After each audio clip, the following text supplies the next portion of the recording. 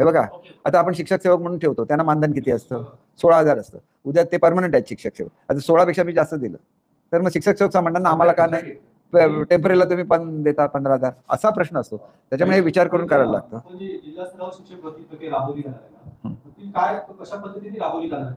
जशी पोलीस भरती असते तशी एकाच वेळेला संपूर्ण महाराष्ट्रामध्ये परीक्षा घेण्यात येईल. कुठल्या जिल्ह्यामधून कोणी बसावं हा चॉईस त्या विद्यार्थ्यांचा आहे. ज्या जिल्ह्यातून परीक्षा देतील त्याच जिल्ह्यांमध्ये त्यांना परमनंटली राहायला लागेल.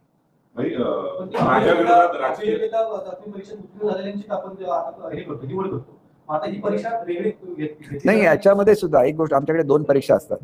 एक असते ही जे डीएड मुलं असतात त्यांना टीईटी परीक्षा असते, आणि टीईटी पास झाल्यानंतर जी आम्ही पवित्र पोर्टलची परीक्षा घेतो त्याला TAIT म्हणतात.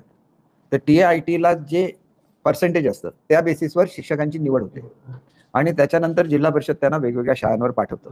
किंवा खाजगी शाळामध्ये गेलं तर खाजगी शाळामध्ये 10 मधला 1 ते निवडतात. पण तो मी 3 केला होता, पण कोर्टामध्ये जाऊन त्यांनी ते हे केलं. कोर्टाने जे आम्हाला सांगितलं होतं की तुम्ही रूल्स चेंज करा, त्याप्रमाणे आम्ही रूल्स चेंज करतोय, आणि याच्या पुढच्या काळामध्ये 3च लोक पाठवली जाणार. 10 लोक पाठवली तर 9 लोक आपोआप त्या रेसमधून जातात, आणि ती सगळी मेरिटची मुलं असतात, त्यांचं नुकसान होतं. खरं तर एकाला एकच घेतला पाहिजे. इव्हन 2 मुलं सुद्धा डिस्क्वालिफाय होणं की जे मेरिटमध्ये आली आहेत हे चुकीचं आहे.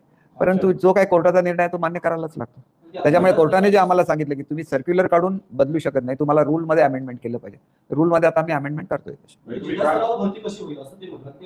जिल्हा स्तरावर भरती कशी होईल म्हणजे एकाच वेळेला भरती होईल, परंतु प्रत्येक जिल्ह्यासाठी फॉर्म भरायला लागेल, आणि जिल्ह्याचं मेरिट लिस्ट वेगळं लागणार, त्या जिल्ह्याचं स्वतंत्र लागणार. आणि एकाच वेळेला परीक्षा होत असल्यामुळे 2-2 ठिकाणी तुम्हाला परीक्षा देता येणार नाही. तुम्हाला एक कुठला तरी जिल्हा हे करायला लागणार. म्हणजे प्रत्येक जिल्ह्यामध्ये हे असतं की आमच्या जिल्ह्यातल्या लोकांना संधी नाही मिळत, बाहेरच्या जिल्ह्यातली लोक आमच्याकडे येतात.